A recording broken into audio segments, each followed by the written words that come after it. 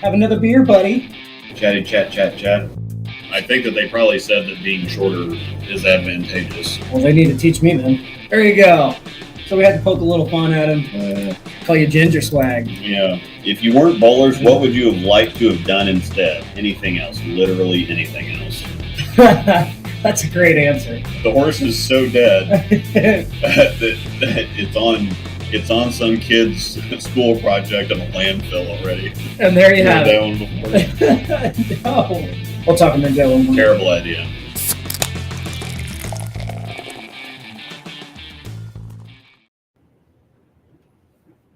What's up? Que pasa, Mufasa? What's happening, everybody? Everybody that's here early, that is. Yeah. Can't figure out the best place to put my phone. Kind of, I'm not gonna. They can go. Actually, I can go over here. Hope everybody had a good weekend, and I guess in the last 2 weeks, I guess too. Yep. So, yeah. What, every other week? So yeah, 2 weeks. I do enjoy doing them every other week. It's kind of nice because sometimes after a long weekend, you're like, man, we got a show on Monday. Yeah. Well, especially if there's nothing to talk about. So yes, it does help us out. Granted, as you all know, that there is times that we have absolutely nothing to talk about, but we got a little bit to talk about tonight, though. Mm-hmm. It's been a popular topic here in the bowling world for the last week or so is when it was announced. Bowling. That's exactly my thoughts are. Live bowling. Yeah, that's kind of what everybody thought when they heard the World Bowling League stuff. Is just sounds like live bowling, which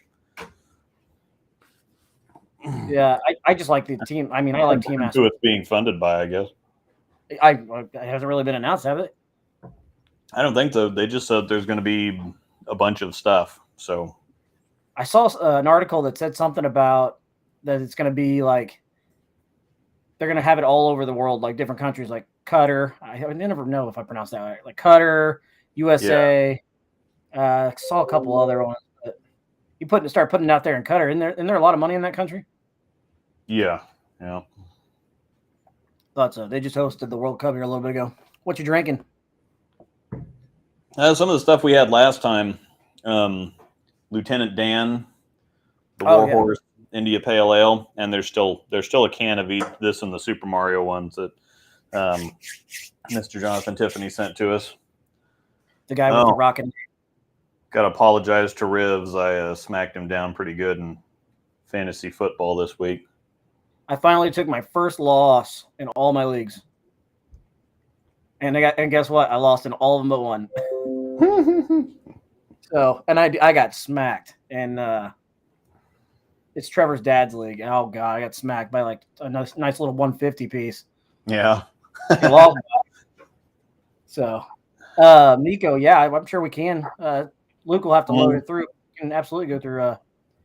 Yep. I can pull up the bot in Discord. Yeah, little guess if it's stateside or not. Yep. And hi, Tim. Good to be with you as well. Thanks for hanging out with us. Yep. First off, we do have to offer condolences to Storm family and Barbara Chrisman on the loss of Mr. Bill Chrisman. This has been probably a week and a half. I think it happened right after the last show. So I think it was that Tuesday? Oh, probably that Tuesday or Wednesday. I know it's made its rounds on the internet and everybody's seen it, and yeah, don't really want to hop on the bandwagon of, look at me and how awesome I am for that's what a lot of those posts remind me of, is everybody just gets on there to grandstand about how awesome they are for feeling bad for somebody else. So they make it about them instead of about him. And I didn't want to jump on that bandwagon, but we'll have a drink for him. No, it is a sad thing though. We lost a big pioneer in our bowling community, so it's definitely something we at least wanted to acknowledge and offer our condolences to. So yeah, he changed a lot in the bowling world, and honestly, the manufacturers are what's kind of holding bowling up right now. So the manufacturers are pumping so much back into bowling, and of course, what they do for the Storm Youth Championships and all that stuff. They've created an ultra popular business that sells bowling products, but they put a lot of that, and they take a lot of that money and put it right back into bowling. So I'm curious to know on the Storm side of things. You might know the answer to this. When it came to putting scent in the bowling balls on the Storm brand, I'm sorry, who was behind that? It was actually Bill. It was his idea because they used to have rubber balls and smell like a tire factory in a pro shop. And so we thought, well, let's just make the balls smell good so it won't smell like you're burning tires in there. So there was actually a practical reason for it. It wasn't some gimmicky whatever. So, but they just go with it. It's genius marketing. I mean, think about it too.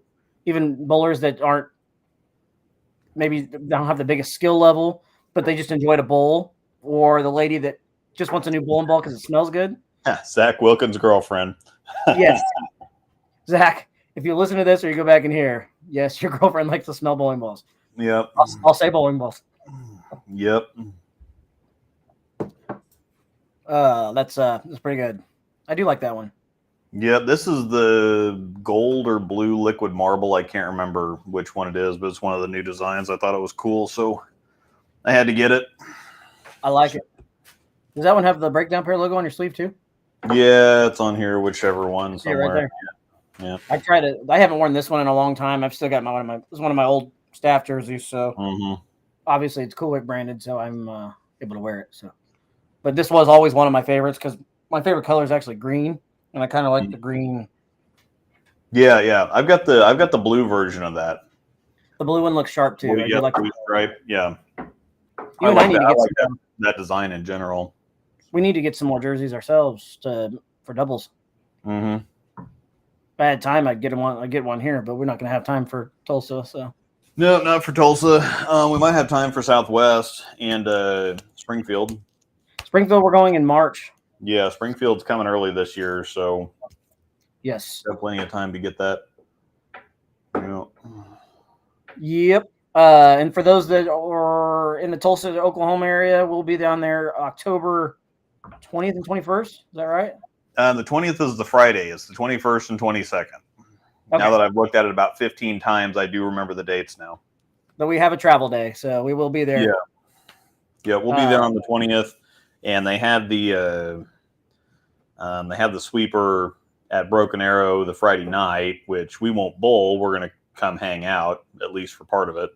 We might drop James off and then go eat something and then come back.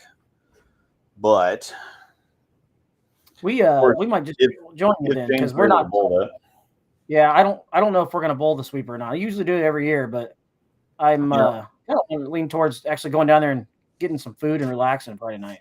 And see, that's kind of what I was, because we're bowling 2 team events on Saturday. We'll still have time to go do something, to go eat Saturday night, but I mean, we don't start the second squad until like 1 or 1:30, and then it's going to be 3.5 hours to bowl. So it'll be 6 o'clock before we actually get anywhere. So looking forward to spending my entire Saturday at Andy B's, let me tell you. Yeah. So yeah, Friday night we might have to go hit up American Solaris and Cabin Boys or something like that, since we haven't gotten to do that in a couple of years. And generally speaking, the sweeper never goes. It never goes well. So I did watch. It was either last year or the year before. I watched a guy just absolutely wreck that. He shot like 2 300s in that sweeper. Yeah, and he had. I want to say he averaged just shy of 270 for the 4 games or whatever it was. Absolutely ridiculous. I can't remember his damn name now. Hey, congrats. USA. Jonathan, how was Springfield? Did you do well? I did not. I had actually a decent look on the fresh. Every game I bowled was 2-something out of the gate, and then I game 2 every set I shot 278 game 2 in the first squad, and then 269 in the second squad. So I had a good look on fresh. I just could not get out of my own way on the burn. They kind of carried down a little bit because far right as I am, and so they got pretty washy down lane. A lot of over under for guys like me though. So because I can't get in and wheel at guys like James that got second. Congratulations to you on that. Which was definitely the play there late, I think. So. Yes. Yeah, he was talking about. This is the Kevin Williams tournament that he's talking about. Yeah, it's a lot of fun. Obviously, get to bowl with a lot of really good bowlers. It's pretty much a PBA event, so it's always fun to go compete with those guys. I crossed Sunday, or we bowled the sweeper Friday night. I crossed with Sean Lavery Spar. And I crossed with Anthony Lavery Spar. And just watching those guys and some of the things those guys can do is just absolutely ridiculous.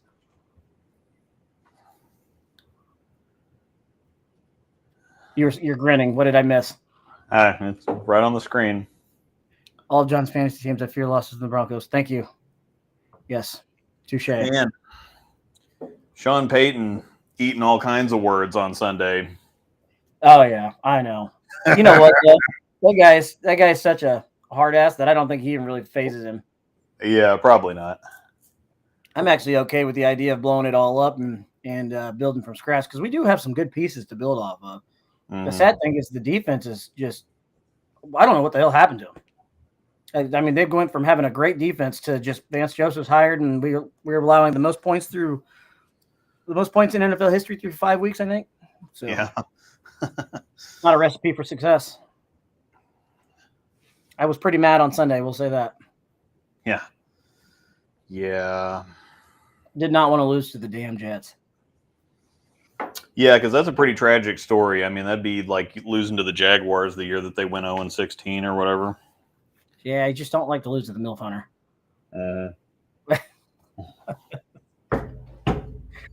Oh, you know what? It is what it is. I knew he was going to put up a bunch of points on us. I had a feeling going, we're not going to stop this team at all. Because they played pretty well against the Chiefs. Yeah. They unfortunately lost there late, but man, I'm terrified going to any game, to be honest with you. The Bears was the only one I wasn't terrified, and we tried to find a way to lose that game. So it is what it is. I'll take them on the chin. Every Sunday, it's like might as well just punch myself in the face. Oh, and I get to do that Thursday this week. So for those that want to see another 800 yards of offense and 80 points scored, Chiefs Broncos Thursday night. Anyway, are you pulling up the live or the approved list? Yeah, these seem like they're pretty simple, but we'll do it anyway. Okay. I did get to meet, I don't remember the kid's name. I did get to meet a kid down in Springfield that was there in the area, the youth bowler, was there watching. And he came up and talked to me. And it was really neat to get to meet somebody that we don't get to see. So appreciate the support. Now I feel bad. I can't remember his name, but I do have a picture of him. I'm terrible with names anymore. I forget before people are even done telling me. Here, see if I can find the picture at least, so I can at least give him some kind of shout out here. My phone, I hate the new iPhone updates. Yeah, it's this guy right here. Maybe there he goes. So there, I haven't posted it yet, but now you're shown on the tubes. Yep. Yeah. I'd like to go, but I'm bowling. I don't know if I'd go put myself through that. Yeah, let's be honest. Yes, I would. Saw a video of the DNA coil that Bilmo and Daria did. Thought to ask Luke. I'll let him talk about that. I don't know if he can. By the way, I'm ABC Bowling. We had a rebrand. You guys may remember me as that. I'm Zach and John. Yeah, I know who you are. I know who you are. Glad to hear you're back bowling. That's awesome. I'm the opposite. I kind of want to break. Kind of want to break. Shut up. Piece of. Okay. Definitely excited to hear your thoughts too on the League Bowling Championships, the PBA LBC. Yeah, Definitely. it was a cool format, but it was kind of a sucky format too. Yeah. So, because they had all the top so many people of like every single division, and so they just did so they had like 18 people all throw one shot, lowest ball count goes out, and then they keep eliminating. It's kind of like they've done for the Chris Paul thing and the some of these other just the elimination, the single ball elimination format. So they had like 140 averages against pros. Yeah. And for like 60 grand. So first place was $60,000 and second place was 10,000. I think everybody that was there got paid something. I don't remember the breakdown, but I know it was 60 and then 10.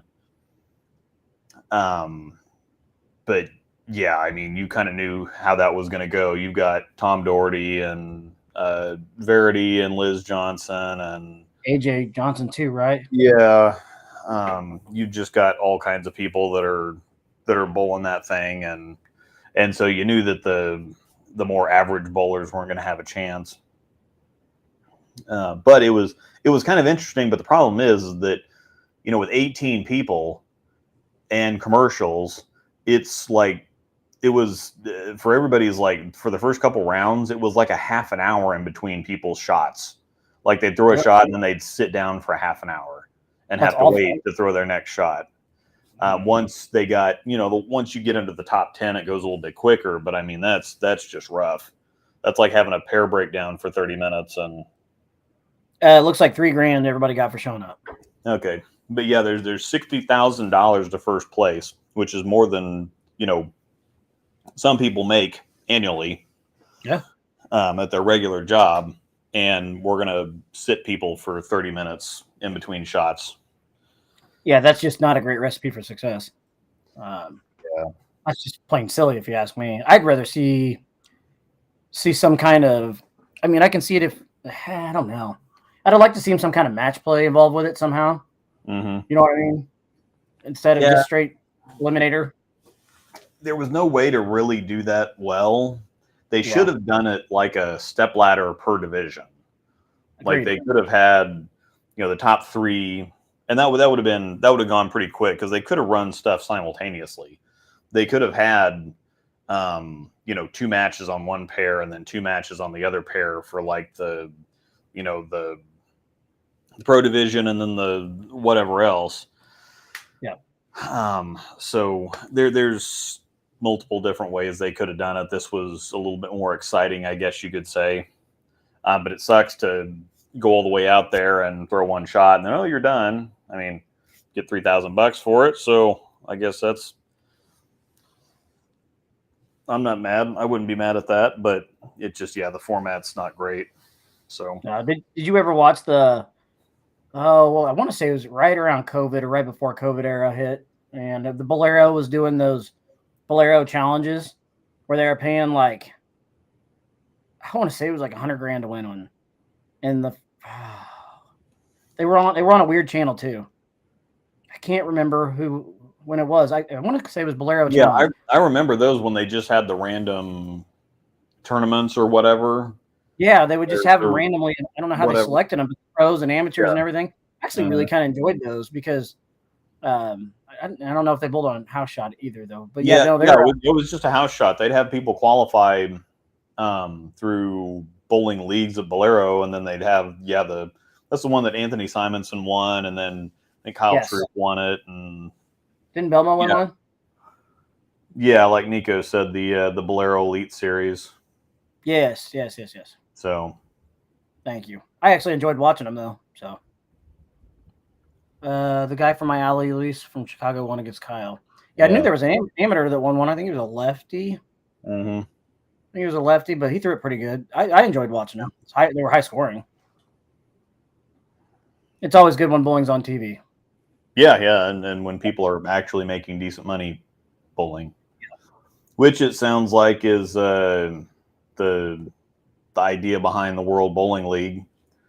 If you go to the website looks really nice. Actually, it looks like something that somebody actually put some time and effort into.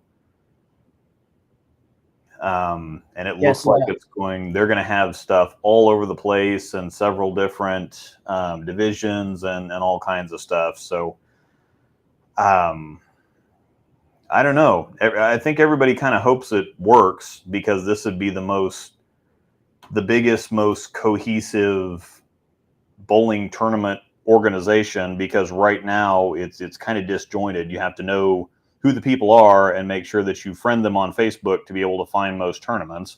Yep. There's nothing outside of, PBA competition. Like there's nothing. There's local sweepers. There's the handful of regional stuff like Greater Ozarks and Tulsa that we go to, but there's nothing like this. No, there's not.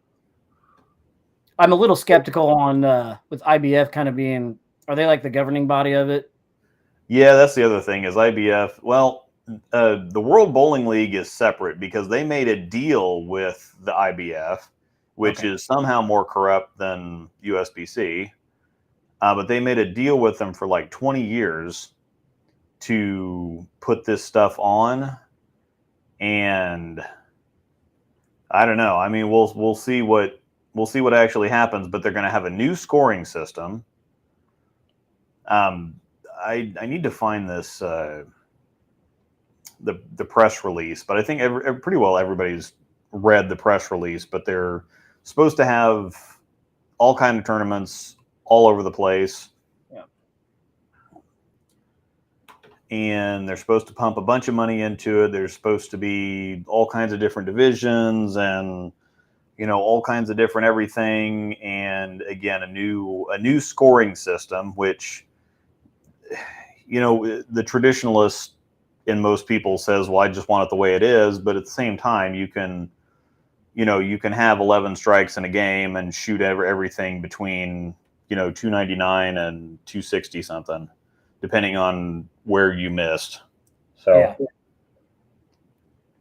it's 299 if you go front 11 9 count, or it's a 290 if you go 9 spare sheet, or it's 279 if you go front 5 9 spare sheet. And so just depending on where you happen to miss, and it may or may not even be in your control. You might have a Steph 8 pin or something like that. So is it the same scoring system that I want to say it was IBF that tried out a while back? Yeah, that other one that they tried out to try to get in the Olympics or whatever, and they did. I didn't really like that one. I didn't care for it either because it didn't put a whole lot of emphasis on. It didn't really put a whole lot of emphasis on spares. Agreed. It was one of those things where it was just 10 frames, just 10 shots. Strikes were worth 30, and then that 7 spare was 17 or something like that. So it, and you didn't even really have to string strikes. It didn't really matter whether you, but that is kind of the beauty at the same time, is that, it's, you don't end up having those. So if you go, 7 spare triple, it's the same as going triple 7 spare. It's not one's going to be 290 and then the other one's going to be 277 or something like that. So Tobias says he heard that they're going to start at 300 and subtract. That's actually kind of cool. Yeah, that would be interesting. Oh, I'd dig that. It was current frame scoring, Nico said, is what that one was. Mm-hmm. And then Tobias says, I hear they're trying to get the prize funds up to 20 million or so. I think they're at 5 million right now. I didn't see the numbers. I did hear that they're wanting like massive prize funds for this, and that's going to be pretty awesome. Yeah, because because there's a lot of people that would bowl professionally right now if there was actually some money in it, but there's not. Mm-hmm. And so there's no reason to go beat your brains in unless you just really, really want to do it or feel like you need to prove yourself at that level. But I would say that, there's only about 5 or 10% of the tour is probably only about 5 to 10% of the size that it could be if there was actually money in it, because there's a lot of people all across the country that could bowl professionally and could be very successful if there was money in it, but there's not. So we've got several around our area. Yeah, I mean, that's why you see people like Mike Fagan give it up and Scott Norton give it up. I mean, saw them on TV pretty regularly, and, they just can't make it work. So I don't know where Scott Norton, didn't he become a lawyer or something like that? Yeah, he was a lawyer already, but he bowled. And I mean, it's one of those things where he bowls the stuff that he can make it to, and otherwise it's, he's not going to go out of his way to. He makes plenty of money being a lawyer, so why would we want to risk a bunch of stuff and chase a tour around? Does he even throw bowling balls anymore? I'm not sure. I would have to imagine he probably does, just not very seriously. Just league and stuff, yeah. Mm-hmm. Yeah, I would hope so.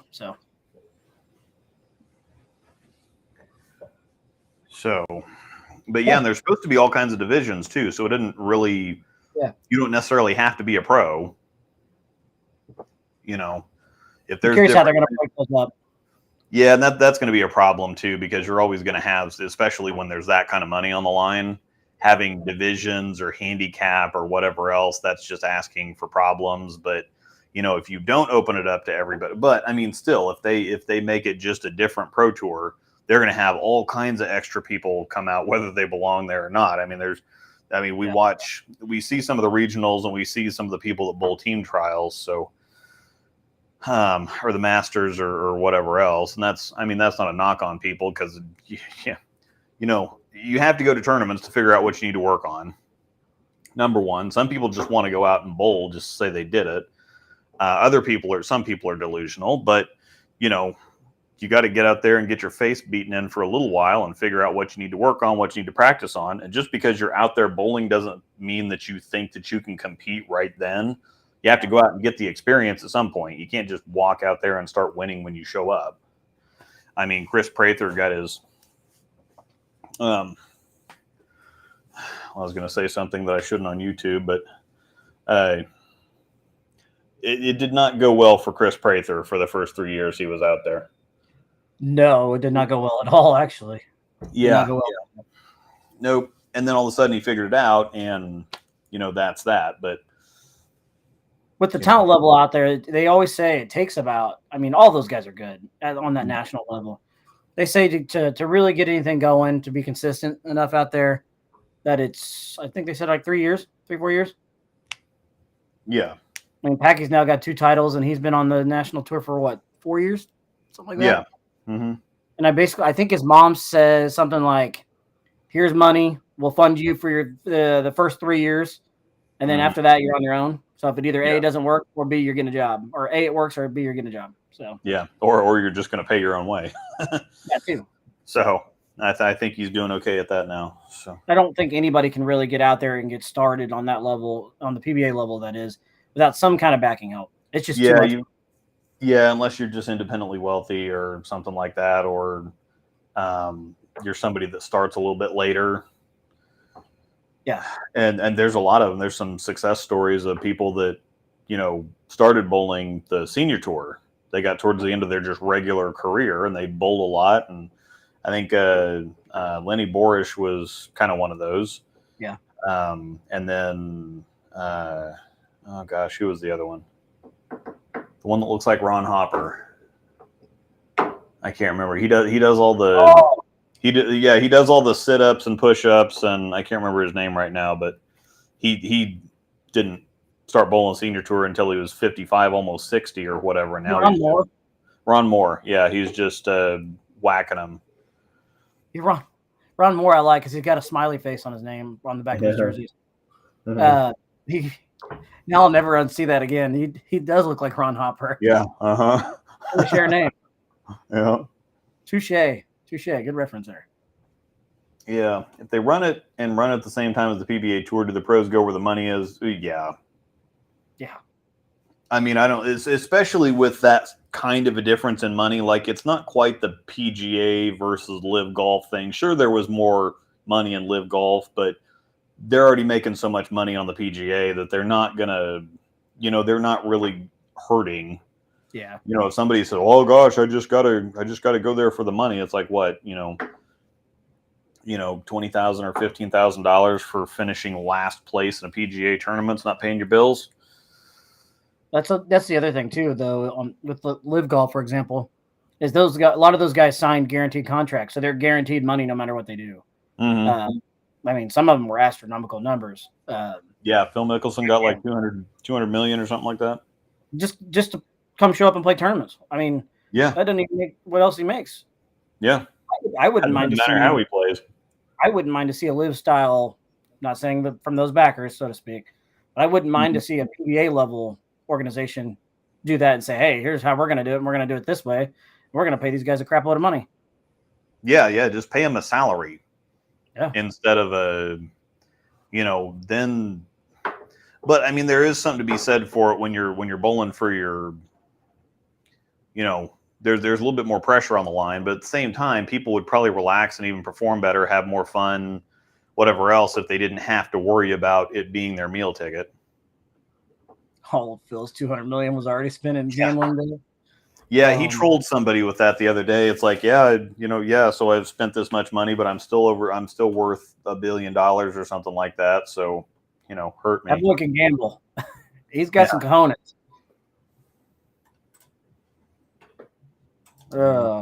Did you get the approval list pulled up? Unless you want to still talk about the PBA League or the. No, I got them all loaded up, so I can start popping bowling balls up on the screen. Cool. Most of these are pretty cut and dried, but we get to look at some cool looking bowling balls. So, I'm sorry, I can't help but laugh. Yeah, the hustle. Yeah, this is. Is that going to be sold at every gas station? Really great stuff. This is like the TNT infused. It's just the name. Which they just need to. I think this is the Hustle R, the Hustler Navy. And then the other one, Hustle R. I don't know. I think it's Hustle R, but it says Hustler on the. Did you hear what I said? The ball is going to be sold at every local gas station. Yeah. Yeah. And they should have done a Google search before they named the TNT infused. Yeah. Snoop Dogg's a fan. Yeah, it's got to be Hustle R. It's got to be. So, wait, did you just change it? Yeah, so there's navy and then there's deep. So that's the navy, and then the yellow label is deep purple. Okay, so they're definitely overseas. Yeah. Ew. This is the Eternity Pearl, but the one that we got is an Eternity Pearl. So that's what I thought. The Eternity is a pearl, so I really don't see us getting this one. It looks cool though. Yeah, I like the color. Looks too cool for us to get. It's pretty similar, the color blend, until you get to the top part of it, where there's a lot of blue. Yeah. Extreme 2024. That's very interesting. And they've pretty well forgotten about doing honey badgers here. I know that Kabansky said that they weren't going to abandon them, but apparently they don't like free money. So they'll wait until they really need it. Yeah, I guess Kabansky doesn't get to make a whole lot of decisions anyway. So interesting. That guy's been pretty smart though when it comes to some stuff. I will give him credit. Yeah. I mean, they're at the end of before they moved everything to Utah and whatnot, they were making some pretty good pieces out of there that were just sleepers. Yeah. So yeah, this one is also another overseas ball that we're not going to get, I think, for obvious reasons. Was it the Space-Time Continuum that was like a sleeper ball? Like, it was really good. Yeah, and it looked like a halo. It was basically a Halo Pearl. Okay, yes. But it was also one of the ones that was when they started making a big push with Daria on the marketing. So they right. Honey Badger Ocean Pearl. That would be really cool to get here. Agreed. I doubt we're going to get it because we had the Wolverine and then we had the Wolverine Dark Moss. Now that we've got the Exponent down there, it'd be nice to have a to have a ball like that back, especially, Honey Badger, it's a popular name. It's about like, making another high road. Yeah, it's pretty. So, but I'm pretty sure that that's going to be overseas. IQ Tour Teal. Pretty color. Yeah. It's a single color, which means it's either going to be a polished solid or a pearl. Okay. It would be really cool if it was a solid. It looks, though, to me, just depending on the way you look at it, I could see it being a pearl. Yeah. It depends on where you're looking at in the picture. If you look at to the right, well, it's my right. It looks like it's shiny over there. But if you look at like the top left, it looks solid. Yeah. So that's just I don't see us getting this one either, but it'd be really cool if we did, especially if it was a different cover than the IQ solid. I don't think we're going to get it. It'd be nice to have something to kind of go along with it, because I mean the emerald was popular, the ruby's been popular. Yeah. Keeping going with the IQs would be cool, but I think that's overseas. Oh, there you have it. It's 1500 polished pearl. Yeah. It's NRG. Oh, sweet. Nano pearl. Yeah. Yeah. So ooh, that's good looking. That definitely means we're not getting that. So yeah, this is the Idol MPW. Sure, magenta, purple, and white. Love the colors. So yeah, we're definitely not going to get that one either, because I think they've kind of moved on from the Idols. Shame on them. I think it's going to be like the Marvels now. It's just going to be overseas. Shame on them. This is the Journey. We already know that we're getting that one. I thought that name sounded familiar. Yeah, that's the Elmo ball that he's been. Yeah, he threw it on the league, and then they've got videos up for it already, and he's got stuff on his Instagram, and so it's just, this one's already been leaked. So we know we're getting this one at some point. Don't know when yet, but this is definitely a stateside ball. He was kind of teasing it anyway, wasn't he? Yeah, he did that with the Fate. I mean, he was showing off the Fate like 6 months before it ever released. Right. So now we're getting that one. The squads, the RST squads, those are always overseas, because they've had a RSTX 1, 2, 3, and now 4 squad. Those have all been overseas. That's a very overseas name anyway. Yeah. I don't mean that in a bad way. It's just, ew. Yeah, that's the Absolute Pearl. And we don't have, I mean, the first Absolute, I think most people think of it as a pearl, but it's a hybrid. And this one looks like something we could see over here. I doubt it, but this one I'm kind of on the fence on. It looks like something that they could release over here. So on the fence about this one. What was the name of it? Absolute what? It's just the Absolute Pearl. Oh, I could probably, yeah, probably. So, I can see that over here then. Yeah. Marvel Blast, that's definitely overseas. Yep. 100% no contest. Yeah, it's a cool looking ball.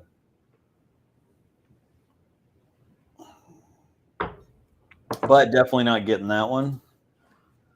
High Road Flash, I would really love to get this one, but we're not. Doing a heckin' disappointment, because that one looks really cool. I think that would sell well, because we haven't had a different High Road for a little bit. I mean, you're slapping High Road on there. It'll sell. Yeah.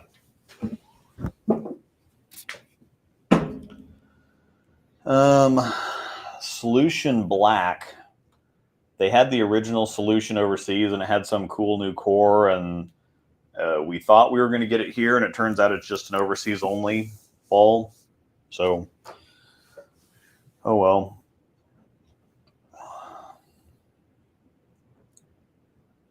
It looks cool. Yeah, it does look cool. People always like the solid color stuff, especially the solid darker color stuff. It's just kind of easier to read. Right. And then the DNA coil, we know that we're getting that. We don't know when yet, but we do know that we're getting that one. It's a pearl DNA. It's got the same cover formula and core. It's just a pearl. So are they squashing the DNA then? Are they cutting it? I would imagine so. Nobody's buying it, but it just came out in March or something. So they'll probably leave it on there for a little bit longer, at least until they have something to replace it. I don't see very many of them, so. No, I mean, I get mine out here and there to throw, and I like it, but I don't see anybody throwing it. Yeah, it's like nobody knows it exists. That's sad. Just bad timing, you think? No, I just think it's one of those balls that didn't really do what people thought it was going to do, and it didn't come out of it kind of sucked out of the box. So, right. They say it's the strongest ball that they've ever made, basically, and it just doesn't act like that on the lanes. And then out of the box, it kind of had some reactogloss cross contamination, and so there was a lot of them that just didn't hook. Like ours, mine hooked less than a mix out of the box, and so we had to resurface and reshoot. And then people that were trying them at matchmakers were saying, yeah, they just don't hook at all. And so just besides people not being terribly interested, and then they just looked like they sucked. The videos didn't look very good. It didn't do what people expected it to do, and so they just really don't care. Yours looks a lot better when you kind of resurfaced it, didn't it? Yeah, ours look great after the resurface. So yours does it hook a lot? Yeah, it hooks a lot, and it's actually pretty clean and sharp. And so, yeah, I like mine quite a bit. You mean it's clean through the front and hits like a truck with a lot of pop on the back end? Yep, but it controls the mid lane really well. Hashtag Staffa. Mm-hmm. So that's a look at the approved list for the last couple weeks. I like it. That's always fun to do. That one was a little tougher, though, because we know pretty much we ain't getting most of those. So, I like to play. Guess it. I have not drilled an exponent for myself, but I've got several balls that are right on top of it. The Tour Dynamics, I've got an IQ Tour laying around here. I've got a Hype Solid. They're all so close to being the same thing that there's not a reason for me to go out of my way to drill one of those. I'm getting ready to put holes in a Fate, aren't I? Yeah, is it a Fate? Yeah, I need to see. I ran out of plug, and so I'm going to see if I have enough plug left to finish that one up. I probably don't, but I'm going to go do that as soon as we're done with the. I'm not worried about it. What are we drinking tonight, Luke? What do you got? So I had the Lieutenant Dan first, the Warhorse India Pale Ale. Now I moved on to the Change rotating DDH IPA double dry hop. Thanks again, Jonathan Tiffany. Still have a can of each one of these left, so we can partake next time you're over here. Plus, Scarred is sending us. He was at a brewery the other day, and so he said, "Hey, what you want?" And so he's sending us 4-pack. Save something for beer and chili too. Yeah. I am drinking. Oh yeah, a 1985. Mm-hmm. That's what I am currently drinking right now. Yeah. Leinenkugel's Oktoberfest. It wasn't Leinenkugel's. I've never had Leinenkugel's Oktoberfest, but I had Shiners. Shiners is the one that I was telling you about that I had. That was a killer Oktoberfest. Your brother's is really good this year too. Yeah, I haven't had his yet. I mean, we tried it when everybody was down for KCO, but it wasn't finished yet, and I haven't had it since he got done with it. So I need to make an excuse to go see him. I went last Wednesday to have, well, obviously the Oktoberfest, but they had that special, the meatballs with the glaze type things. It was like the dough. I liked it. So I like it a lot. Yeah. I still have to say my favorite food there is that Cuban sandwich. But I told your brother he's got to find a way to get that tomato soup back out. That was some of the best tomato soup I've ever had. Yeah. It was like bread and tomato soup. Oh gosh. Potato soup is also another one they had that was really, really good. I like me some Norseman. I love it that they're close too. So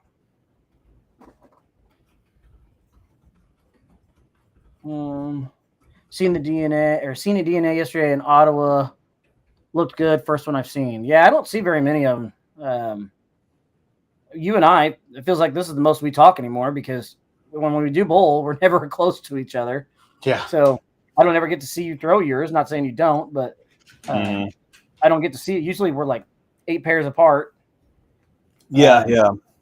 Would you finally get to hang out in a couple weeks? I'm excited about that, and I think we're bowling doubles together. So go team Haas and Rosedal. Yep. Yeah, we'll be bowling together all weekend. I guess since we'll be to Tulsa before we have another show. The show will be the next show will be the Monday after we get back, actually. So yeah, and then we're bowling actually everything together. So both team events we're on the same team, and we are doubles partners. So yes, we'll be bowling together all weekend actually. Yes, Richard, Samuel Adams Oktoberfest is fire. I like it. But I'm excited about that, man. It feels like we haven't bowled together in a long time. Hopefully I can give you a 2 years ago GTO effort. yeah, and hopefully I can figure out Broken Arrow. That's going to be highly doubtful. And now something else that we learned a couple weeks ago is that Andy B's is going to be getting a renovation or something next year, and so Tulsa is going to move to Broken Arrow exclusively. That's going to be wretched. Did you see that message when I sent that to you? I was like, he's going to be so damn mad. yeah. Trevor and I are not happy. So what are they doing renovations at Andy B's? That place is already nice. I don't know. I don't know what they're doing. I'd have to find the post. But they're doing something at Andy B's. So yeah, it's all going to be at Broken Arrow now. And I don't know how that's going to work with the scheduling, but it's going to suck because that place sucks. Well, I don't know how they're going to pull that off because doubles and single squads usually have a good amount, right? Every time I'm there, it's always a full or damn near full. So I'm trying to figure out how they're going to do that. I wonder if only team event is Saturday and then all the singles and doubles are Sunday and not both, because isn't there singles or team event squads at Andy B's right now currently on Sundays as well, or is it just Saturday? So. I don't know, and it might be one of those things where it's just the team events on Saturday and the doubles. I think they run stuff at both places the entire weekend. I thought so. Yeah, Richard, we're bowling. So team is on Saturday the 21st. At 9 a.m. and then 1 or 1:30 or whatever those two, the first squad and then the first squad and the second squad on Saturday is what we're bowling team, and then we're bowling the early squad Sunday at Broken Arrow for doubles and singles. So 21st and 22nd. So 9 a.m. and then what? This seems like a really broken up time. 9 and 1:30. Where you can actually slide. Who needs to slide? And it doesn't really matter because it's just going to go. We're never bowling at Andy B's in Tulsa again. So is it permanent, or are they just doing it for like a year or two? It's permanent. Jason. It's the Jason Nelson. We're going 3 weeks. I haven't heard anything about it. It's not until next year. Yeah, this is for next year. Let me see if I can find the post. I'll get on. Yeah, it's next year. Facebook's. I know. First read it. I read it a couple times. Like, is that this year or was that? And then just making that change, but. Yeah, I like Broken Arrow, so I liked it 2 years ago. I didn't care for it last year. Yeah. I threw the ball like crap last year, though, so that's on me. Oh, well. It was on Facebook, right? Yeah, it might just be for next year. It says it's the 22nd. I didn't know that Greater Tulsa only been around for 20 years anyway. Team double and singles will be at Broken Arrow Lanes for the 2024 GTO. With a planned remodel at Andy B's Tulsa during 2024, we felt it was the perfect opportunity to transition GTO exclusively to Broken Arrow Lanes next year. Well, that makes it sound, I don't know, you could read that. There will be 2 extra weekends added to the tournament, as well as an additional squad time on Saturday. We will also be moving to a 4-person team format. Yes. Oh, okay. So so it's 4-person team so that they can fit an extra team slot in. Okay. So yeah, this plan and remodel. It felt it was the perfect opportunity to transition GTO exclusively to Broken Arrow Lane. It says transition it to Broken Arrow Lanes next year. That doesn't that makes it sound like it's going to be there indefinitely. Yeah. And I love the switch to 4-man teams. Absolutely love it. Yeah, the form that makes it so much easier with team building because you don't have to figure out how to, because you can just take, one team or 3 teams or 5. You can take an odd number of teams. You don't have to worry about finding somebody, just having somebody either bowl team only or finding somebody else to bowl the. Plus, it goes faster. 5-person plus. There's not so many bowling balls all over the place, and it's just 5-person teams anymore is just an absolute mess. Yeah, I think 4-person teams is the way to go. It's becoming a thing of the past, and I think it's a good change. One for all the items you said, plus lane transition helps a little bit too. But you see a lot of tournaments going to that. Call Valley just switched to 4-man teams. Mm-hmm. You just always have to deal with that one individual on each team that's left out.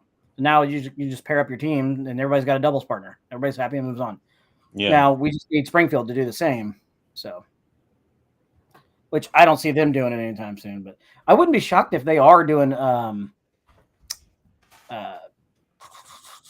Yes, that's already done in Springfield.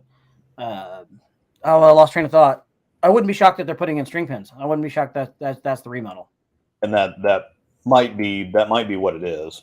I wouldn't be terribly surprised, and I would think that Andy B is kind of like a Bolero, and so they're not gonna care. They probably would be happy to just get rid of the tournament. So, they sell really expensive alcohol. Yeah, one mixed drink, I can buy a case of beer. Yeah, Andy B's in Springfield, if that's what you're asking, Jason, is it's done. They've already transitioned over to full spec USBC spec string pins. The Andy B's in Springfield.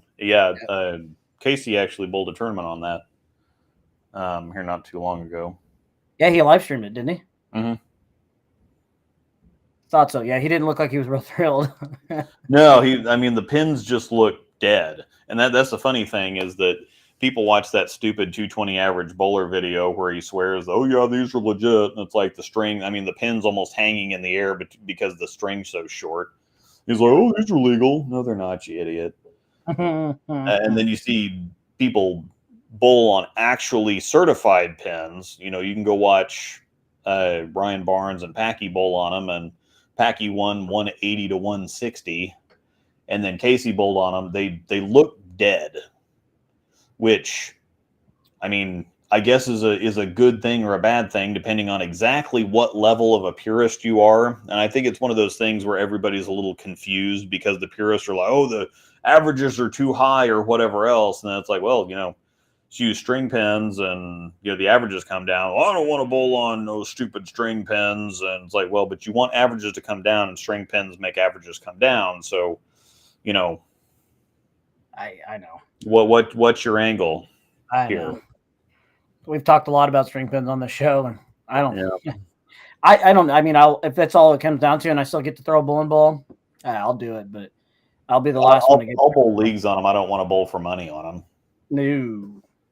But everybody's going to be in the same boat, and it's really no more bullshit than seeing somebody roll a 2-pin or something versus a string knocking something over. But I can handle that because the pins do what the pins do. It's just a random, even if it is luck, it's just random, uncontrolled, whatever. Seeing a string knock a pin down and it have it cost me money that would be a little over the, that'd be a little past what I would really want to take. League, whatever, I don't care. I would really like to bowl on them one time for fun, though. Actually take my stuff. Maybe not the first time I've ever seen him in action is the Andy B's in Branson. Actually, we were down on Branson Landing, and we were walking by, and I always forget that there's an Andy B's down there. Really nice Andy B's, definitely smaller than the one in Tulsa. But I walked in, and I was like, I think they have string pins here. So we popped our head in there, and I was watching some people throw just regular recreational bowlers in there, just throwing plastic balls and whatnot. And I'm just watching them, and it's weird. But I'd like to do it one time. I really would. I definitely don't want to do it full time, but it'd be neat to try it out and say I did something. The ones in Wamigo are not USBC spec certified either, by the way. Okay. I don't think they even sanction their leagues there. Yeah, I don't think so. Probably I do know that because I asked because who is it? Ryan, yeah, Ryan Walsh lives out there. Yeah, I asked him if they're certified because they bowl on them one night. I don't remember what night he told me. Regardless, that doesn't matter. But he said that they don't certify their leagues. So, I mean, I'd bowl on a non-USBC certified league for fun. Why not? Yeah. Yeah. But anyway, this 1985 is legit. Yeah, that whole that Voodoo Ranger pack or whatever. I've got several of those left in the. That's the same pack that I got. Yeah, I had a couple of them while I was really frustrated on Sunday, along with a glass of that Breckenridge stuff that Mr. Bill brought me from Denver. That whiskey's killer. It's good stuff. Yep. That's good. New string pin should be called No Strings Attached. New string pin league, sorry. Yeah, that's a good one. 1985. Could be a good song. Touche. It is a good song, too. Don't String Me Along. 1985. Yeah. I'll start jamming here. That is a good one, though. I like that. Could all centers go to string? I would like and hope to think that some centers would stay with the normal pins. Not all centers are going to do it unless they absolutely have to.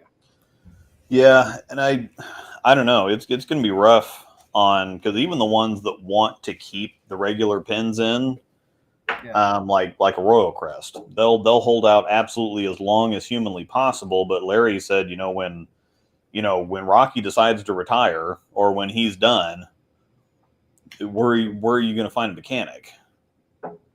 I mean, you're going to find one, but you're going to have to pay a lot of money. Yeah, and that's just not something that string pins are just so much cheaper. And if it comes down to staying in business and going to string pins versus going out of business, that's a pretty easy decision. It almost forced you, though, to pretty much just do open play. I mean, I would think you can still have leagues. I mean, you're still going to have your recreational leagues. Don't get me wrong, but you're gonna. The only thing it'll do is alienate your better bowlers. They're not going to want to bowl on that crap. I mean, okay, like you said, for money, that is. I could probably do a league on them as long as it's not like paying $30 a week. Yeah, I'd be okay bowling a league on them or something like that. I don't want to bowl sweepers. I might even bowl, at one of these GTO or KCO or something like that, because you don't really expect to go in there making anything anyway. No. That's more just an excuse to go bowl something. But I wouldn't want to bowl on them at nationals. I wouldn't want to bowl on them at sweepers. I wouldn't want to bowl on them at like Kevin Williams thing. Swiss trios, something like that. Just no. I wouldn't want to bowl but Medlin. I wouldn't want to bowl Medlin on them. No, absolutely not. So if they go to it, it almost would kill that league. But yeah, that's what I think anyway. I think, I don't know. I think it's one of those things where bowlers whine and cry and complain, and they're still going to show up anyway. So, but if, circling back around, if this World Bowling League thing actually works out and you get some money back into bowling and you get, more competition and more people invested into bowling more often, I mean, and this is something that I talk about all the time, especially when it comes to, talking about being on staff and how bad staffers are. And it's like, well, if staffers were better, then things would be different in certain situations. And it's like, well, if bowlers weren't such cheapskates, then the centers wouldn't be forced to, just cater to the open play. However, I mean, you can't exactly, I'm not going to go out and spend like $50 to go throw, like somebody was saying that you can rent a lane for like $40 an hour or something. Ooh. I mean, yeah, you would have to bowl, you can bowl if you're going good. You can bowl a game in 7 or 8 minutes. That's like 7, 8 games an hour. That's moving. And so, yeah, I mean, that's still at $40 an hour. If you're bowling 8 games, that's still $5 a game. So I know nobody's going to go out and spend. You're not going to go practicing a couple times a week and spending $40 and $40, and then league fees are 15, 20, Medlin's 30 now. So you're just not going to go. Angel and I, it's $100 a week to bowl league because it's $60 for Medlin, it's $15 a piece on Friday now. And then if you get a drink or even an appetizer or something, and then tip, and then whatever else, and then gas to go do it. I mean, you're talking about spending an easy $1,000 a month on just bowling. That sounds awful. And with the way things are going, people just don't have that kind of cash to toss around. Trevor's league is at 25 now. Yeah. So the 2 leagues I'm bowling is 25 and 30. Mm-hmm. That's pricey. Yep, and the gas and the time. People don't even. That's the thing is, people don't even have the time to begin with, let alone the money. Granted, Trevor's league pays well. It pays really, really well. Yeah. Top to bottom, it pays well. So yeah. It doesn't bother me too much. The only problem is it's gauge. So I've been bowling okay there the last month or so. Yeah, that's Richard. That's with the World Bowling League. That's kind of what we've been talking about a little bit throughout. We talked about the League Bowling Championships, but we've kind of sprinkled back in and out the World Bowling League. Yeah. I'm curious as to where they're getting the money from and where it's going to come from. I mean, they're going to get a lot of money. Yeah, if you want to check out the website looks sharp. It looks like something that somebody actually put money into. And Jason Nelson said something earlier, too, about, do those people on the website look like actual bowlers? No, they do not. One of them looks like frickin' Ronaldo. Cristiano Ronaldo? Yeah. Hey. Looks just like him. It's hilarious. It's the one on the far right side of the screen if you pull up the website. I'll have to look at it right now. Yeah, it's an investment for all that money you get back, right? Yeah. I'm looking at it now. Now that you tell me it looks like Ronaldo, I have to look. Yeah, it looks like a picture of Ronaldo. I've never paid attention to it. So, bear with me. Give me a second. My neck is stiff. Oh, the money comes from that rich Saudi prince that left you his millions of dollars. Okay, so it's basically like Live Bowling. It does look like Ronaldo. Holy crap! I know. Yeah, I know. It looks just like him. That does look like Ronaldo. Holy cow! Yeah, and then a couple of random blondes with models. blue eyes, and then tough looking guy on the left side of the screen. Tough looking guy. Yeah, that does look like Ronaldo. Yeah. Holy crap! Mm-hmm. I'm never gonna unsee that again. That guy could definitely be his doppelganger. Yeah, but I mean, it's a pretty nice looking website. It really is. It really is. League Pro Tour, Challenger 250. This looks like something to be really cool to get into. It looks like UBA, but not like white trash. I mean, because the UBA is kind of a trailer park organization. You know what? I think it'd be fun though to do. Oh, move my camera. Sorry. Yeah, I mean, we'd be in the if they had a UBL franchise, whatever out here. Mm-hmm. I'd probably be on a team, but it's just like white trash travel league, is what it sounds like. That's what it sounds like. Do you ever miss travel leagues? Huh? Do you miss travel leagues? I didn't really. Well, see, I bowled youth travel league for like the 2 years that I was in, because I didn't start bowling until I was 19, and so I didn't get into it until like the last couple of years. Yeah. And then travel league was kind of fizzling out for the adults, and I was just fresh into adult, and I wasn't just going to hop on a travel league team or anything. So I only bowled it a couple years in youth, and it was cool. It'd be nice if that actually came back again, but or if we had something that was kind of similar to that. But I think it'd be fun to do it within, even just from Topeka to Kansas City, to hit those centers on the Kansas side. Because when I first moved out here, I bowled on the travel league team with Larry Kuhn. I bowled the Gage North team, like the last couple of years of existence. It wasn't anything special, but I did love the idea. I always loved bowling the youth travel league as a kid in Kansas City. We actually had a massive travel league. Like I'm talking, we had 32 plus teams. We had some centers that had to run squads. Yeah, that's how big it was. So it's always been one of those things that I've really enjoyed. I wish it would kind of make a comeback, but centers aren't willing to give up their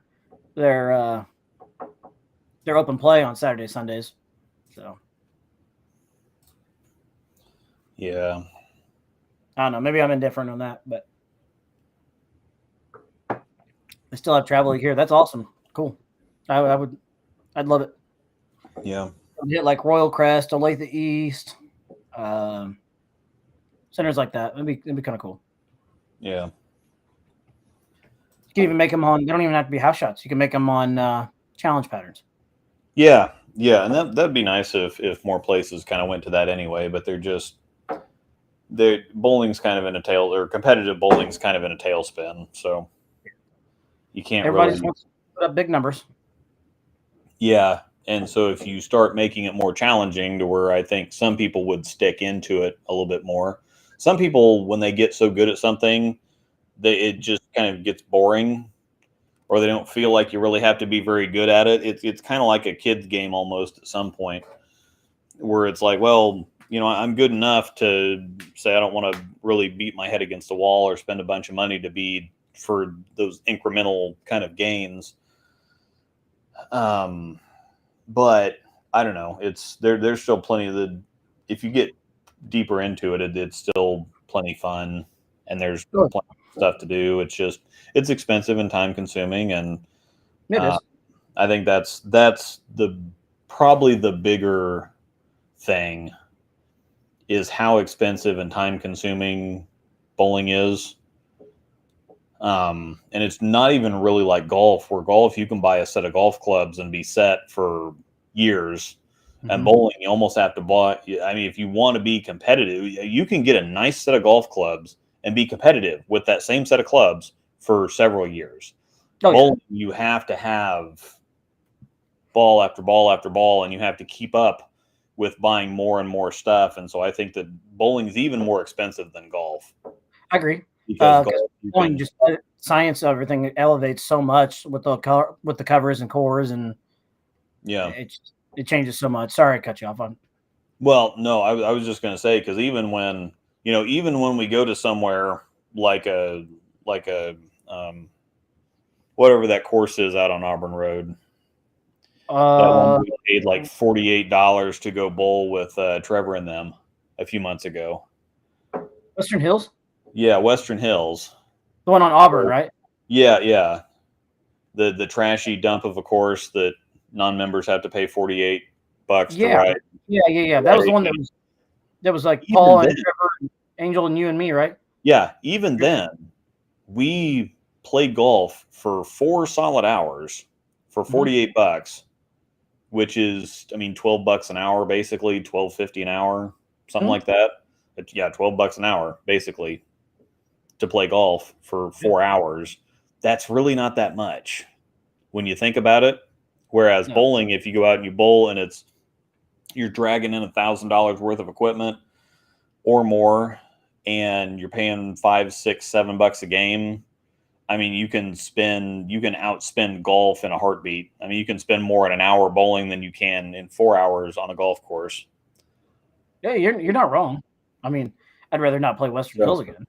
Yeah. We're definitely not playing Western Hills again. I think we all learned our lesson on that when we showed up and thought, okay, well, we're probably going to pay course close to $40 or whatever. Did not expect that's the most I've ever spent on a golf course that was not a nice golf course. I've paid more than that to play Firekeeper, but that's a nice course. There's a nice course. And we are still playing the usual tournament And we'll actually have Trevor for every hole this year because the Call Valley has moved their golf tournament. Oh, sweet. So we can actually get him there early and get him drunk before. Maybe he'll play well. Mm-hmm. Maybe he can help us out on that on hole 17 or whatever. The worst hole in golf. Oh my god! Maybe he can actually get one up the hill. And I know that we're going to start there every single year from here on out because I think they've already got it's the same teams every year and they got everything. They just kind of copy paste everything. We're going to be starting on 17. It's this 165-ish yard par 3 that's over a giant pond, but it's also like 20 or 30 feet uphill. So the hole is 20 or 30 feet above the tee box. And it's 165, and it's the first hole of the day. And it's just, there's nothing that really prepares you for it. And even when you hit a good shot, you either hit it left or you hit it right, or you hit it like short. And so you've got to chip up onto the green. I'm not sure I've actually ever put a ball up on that green before. The last I've probably done it once, but we played the tournament that we played, and then Woody and I actually played it maybe a week, 2 weeks before that. Mm-hmm. We just went and played. I don't remember what before. I think he was camping, and we went and played it. But they put the tee box back, and it's that one on top of the hill behind. Oh my god! It made that whole time easier. Woody almost hole won it. He rolled right by it. Yeah, because I'd rather back up like 10 or 15 yards, but go up 10 or 15 feet because that'd make it a whole lot easier. You can just club up. Yeah. You just never have enough club in your hand because it's the biggest mind game hole that's out there. Oh. But, been looking for a good sturdy ball cup. Yeah. I know James already put it in there, but yeah. Yeah, these are the ones that I just kind of I've got a concrete floor, and so I'll just kind of throw these around, and they're 3D printed, and you can get them customized, but you can just chuck them all over the place, and we got a concrete floor, and it doesn't hurt them. They don't scratch the bowling balls up. I don't know why that was so funny. James put the link in the description down there. Scarred Prince. It's a dark card. It doesn't show up well on the stuffs, but James put it in the description. I don't know why that was so damn funny, but it was. yeah. Because you just can't hurt the. I'm sure I probably ought to stress test one of these just for the crap out. I remember that there's a guy that I like to watch that does gaming videos or whatever, and he got sent a pair of like gamer glasses or something. They said they're supposed to be indestructible and they have a lifetime warranty, and so he went just to see exactly what it was going to take to destroy these things. And the tests that he did were freaking hilarious. And he finally kind of got them by backing over them in his car several times. But yeah. It was kind of hilarious the amount of you're talking a pair of glasses he did to these glasses. Yeah. A pair of gamer glasses, and they said, well, these are indestructible. And he did all kinds of things. He jumped on them, he dropped things on them, he put peanut butter on them and had his dog lick the peanut butter off and kind of half chew on them, and then he drove over them in his car several times.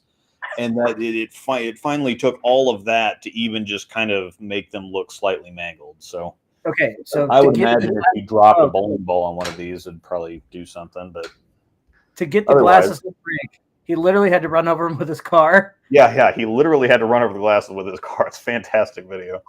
I'm gonna cry. Mm-hmm. Yep. Oh gosh. I'm legit I'm like tearing up. This thing is hilarious. I can see this guy trying to pack over a pair of damn freaking glasses. Yeah. No. Oh. Anyways, moving on. Long story short, hole 17 at Lake Shawnee sucks. We just beat around the bush. Oh, are you bowling anything this weekend? No. No. I'm bowling something on Sunday. Yeah, this is there's a at KC Bowl. There's a memorial doubles tournament. I don't know if it's just, I don't think it's mixed, but Amanda and I are bowling together. So it's 4 games on the same pair. We go bowl. Apparently there's a trios thing done in Pittsburgh this weekend, and that would have been fun to go to, but we got Tulsa coming up. So yeah, Paul Burnett was trying to get me to go down with the group, and I just all the traveling with Springfield just last weekend. Then we got Tulsa, and I've got wedding last weekend. Amanda's cousin got married. We have another one like the first week in November. So it's been crazy. Beer and chili coming up. Sounds like October 28th is what it's going to end up being. He's going to get something out soon. So okay. Yeah, I got to practice. I got to get some stuff and practice my pig chili. Have you brought that in years past? No, I've just done regular chili, but since other people have done white chili and some other stuff, I'm going to cheat too. You should. Or chicken chili or whatever else. So yeah, I'm going to make ham and beans, but it's going to be smoked ham and beans. And I've got all kinds of stuff that goes in there. There's a little bit of heat in it. I'm going to see. Last year I got some bacon ends. We got a little meat butchery place just like 5 minutes up the road. Yeah. And so I'm going to smoke some pork belly, and I'm going to cut that up, and that's going to be like the cracklins on top or whatever else. And then I've got some bacon ends that are going to go in it, and it's got onions and celery and carrots and the great northern beans and whatever else. And then I'm going to smoke it. Yeah. So, yeah. Well, if you want to practice and you want somebody to hang out and drink beer with while you practice making it, just let me know. Yeah. That might we might have to make a batch this weekend. I don't know what we're doing this weekend, if anything. We're just got Sunday. So. Yeah, we're not doing anything on Saturday, so I know I'm going to make a batch this week because I have to practice for beer and chili. So that might just have to happen for a little bit on Saturday. The only one I think we're going to miss that weekend is Johnny Clark, because Johnny was with us last year, and I think he will not be able to make it the 28th. Okay, but it's okay. He told us to go ahead without him. You start getting into November, it starts getting kind of chilly. So yeah. And the weather should be nice for the next several weeks. We haven't had like nice weather in fall and spring. Normally it just goes straight from winter to summer and then back to winter. Mm-hmm. But we've kind of had fall this year. Yeah. Aside from the odd random 105-degree week. But like I told them too, I've got a canopy and I've got walls. So if I need to put the canopy up with walls for us all to hang out, I've got a massive heater, like a nice heater that we will sweat in. So we got one of those big canopy things too that we could bring, and we could kind of chain them together. And let's plan on that anyways. That way we have more space, because if you remember right, last year we had people sitting out behind it. Yeah, and if it's sunny or if it rains or something like that, then we might just put our stuff. That's a good idea to bring it just in case. That's what I would do if I was you, if you don't mind. So we're going on a cruise this November. Me too. I'm going on a cruise in February. Yeah, can't wait. Sweet. Get up out this bee.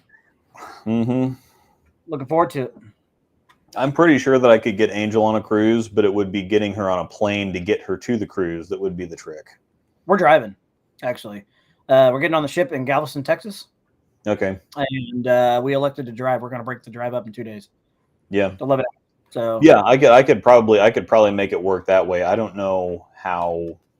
I mean, she's not really great with driving, so I don't know how. I imagine she would probably get seasick, but you know what? I'm afraid to find out. I thought I would too, because I got seasick on a boat a few times, just a regular boat, and it didn't bother me at all. I didn't think it would move that bad in your rooms. Cruise ships are so big that. That's what I was gonna say. Yeah, they're so freaking massive that they can't. I mean, it's got to feel like just walking on land most of the time. It does. Got to have a Yingling. Oh, there we go. It does. Sorry, guys. You can fire some questions in here. We're kind of getting away from bowling. Yeah. Well, there's nothing really to talk about. Again, it was a fun format for the PBA League Bowler Championships, and I think that is a good tournament. I think what they've gotten started is pretty awesome, and I'd actually be interested in starting to go to it. The problem is that they've been holding them in Boleros. They're going to have it in a different, I think it's in Green Bay next year. I think so. That sounds Green right. Bay, Chicago, Washington, Wisconsin. I think it's kind of in that general area, which really wouldn't be too far for us, but it's going to be at a Bolero. So yes, Chicago. Yeah, By Chicago. Yep. Hopefully a suburb of Chicago, not like Chicago. I think I'm going to make my return to nationals for Baton Rouge. I think. Yeah. I maybe one of the few that actually like that place, just because I like Cajun food and get in my belly.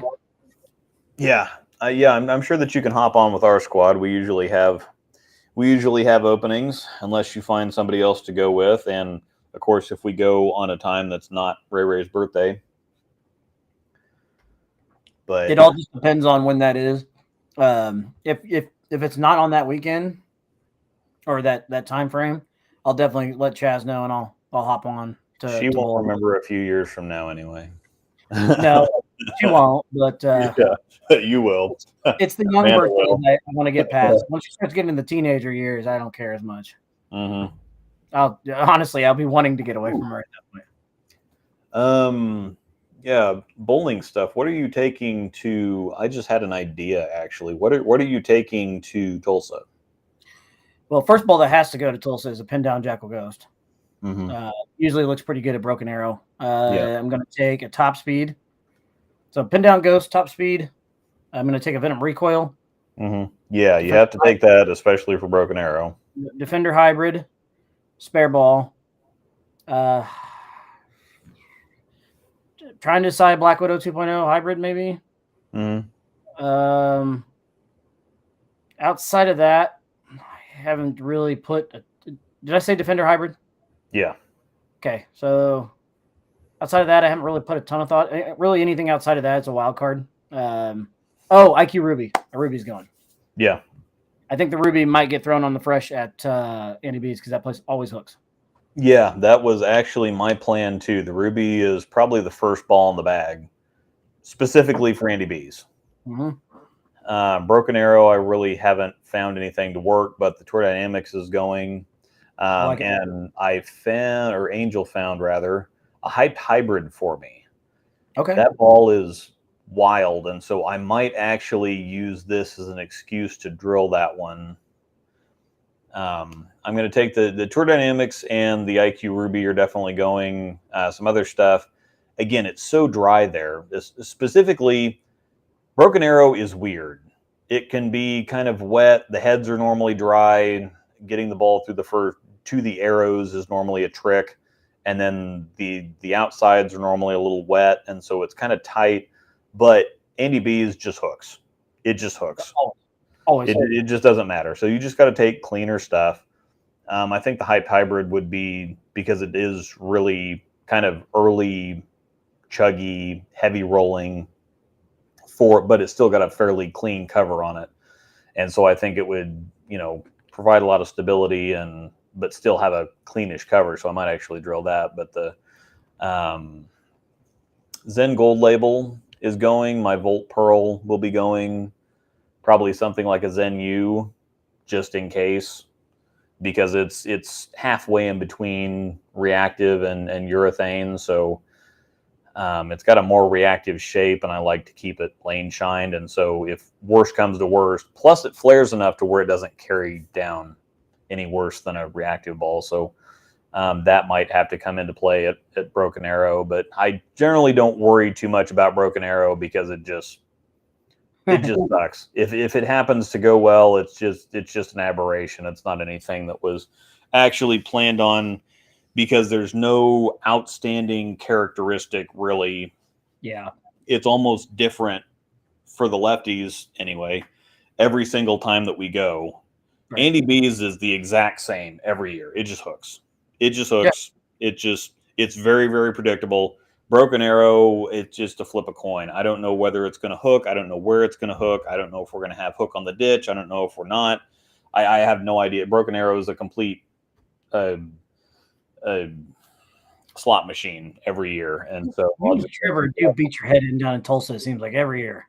Yeah, and it's normally just because I think I'm going to be fine at Andy B's this year. I just don't know about Broken Arrow because I've gotten to the point where I'm not worried about stuff being too dry.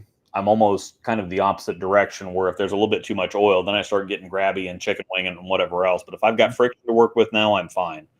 Right. So Andy B's should be okay, but it's been a problem in the past where I just couldn't get something down the frickin' lane.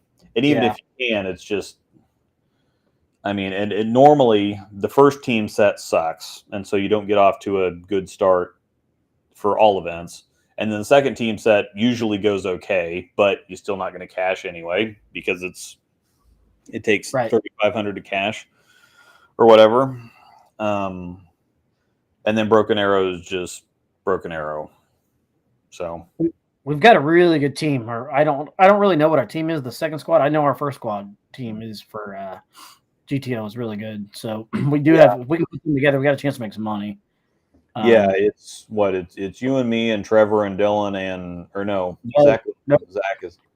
It's you and me. Dutch Wilkins. Zach Wilkins, Dutch, and James. If you can bowl, James.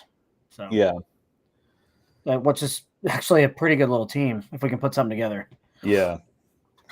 I told James he needs to suit up like Iron Man next time he goes out and ride his bike. Yeah, right. Probably should have gotten a Peloton. Yeah. I'm going to take my RSTX2 and Iron Forge. I think the Iron Forge might actually look completely amazing on the fresh at Andy B's because that pin is so tall. I think that that might be a really good option. I kind of put it away, and I was throwing the crap out of it, and I kind of put it away when I shouldn't have. So it might be an option to come out of the bag. Yeah. Recoil, I promise. Yeah, definitely. That's one that if you just took nothing else, the recoil needs to go. Well, the pin down Ghost is the one that I had that heyday with at Broken Arrow that 1 year. And the recoil was part of that too, wasn't it? Yeah, it was that I got out of that to go to that. Okay, yeah, I guess it was part of the whole deal. But yeah, those two balls anyway. Yes, those will be going. And yes, I'm saying something about motive bowling balls. Yeah. Those are two that look really good in my hands. The recoil, I traded off a blank here not too long ago, and I should have done that. Mm-hmm. I may try and drill an MV Tour Pearl between now and then. I don't know. We'll see. Yeah, that'd probably be pretty good down there. Yeah. I bowl with Ricky Jackson. I know Rick Jackson actually very well. He's known me since I was about 5 years old. Sorry. But yes, an MV Tour Pearl I think would look pretty good. And if we can somehow drill a Fate, I would put a Fate in there too. Yeah, I will probably have plug. It won't be this weekend, but I should have it done before before Tulsa. If you can, cool. No big deal. I just need to figure out where that's going to fit in my bag. What do you think? It's weird. That's probably another one that I'm going to take too because it wants to be clean and smooth, but it's also a fairly strong cover, and so it's kind of deceptive to where it acts like it doesn't really do anything until it just consistently goes high and goes high and goes high. And it's like, okay, well, this thing looks like it's just clean and kind of really blendy, but it's hooking. It's consistently hooking too much. Right. But yeah, I think it's a step above an IQ Ruby. It's a little earlier. It's a little smoother, but it definitely hooks more. So it's a very nice play off the IQ Ruby. If the Ruby is a little too long and flat or whatever else, the Fate is a very similar shape. It just digs more. I like it. That'll fit in the bag then. Yeah, absolutely. If we can find a way to put holes in that between now and then, it'll go.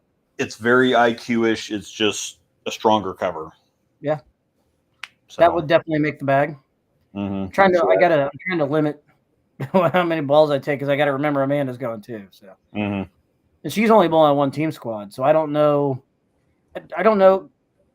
Yeah, Angel's only bowling the one team squad too. I think we've got 2 teams bowling the early squad, and then we got 4 teams bowling the second squad. So okay, then I was going to ask that if you knew that or not. I didn't know because I was telling Amanda, I said I think you're the afternoon squad for team event, so you guys can sleep in. Because I think there's close that you and I ride together. Yeah, because I think that there's some people that are actually driving down Saturday morning. They're not going to go down Friday. I'd rather be down there Friday. I would rather be too. And yeah, we're going to leave at like 9 o'clock Friday morning. There's a great place that we like to stop in Winfield. It's about 30 miles south of Wichita on the way down. And then, yeah, if we can, it'd be really cool to go back to Cabin Boys and American Solaris and just, play cornhole and the ring toss game and have a few drinks on Friday night, because that was really fun. The year that we just had the one team squad early in the morning, and then we went and just hung out at the breweries the rest of the day. I loved it. So that'd be fun to do. And those that haven't seen our intro, if you go back and watch our intro, there's one of I've got a Missouri Tiger hat on and Luke's kind of crouching. We were actually at that brewery.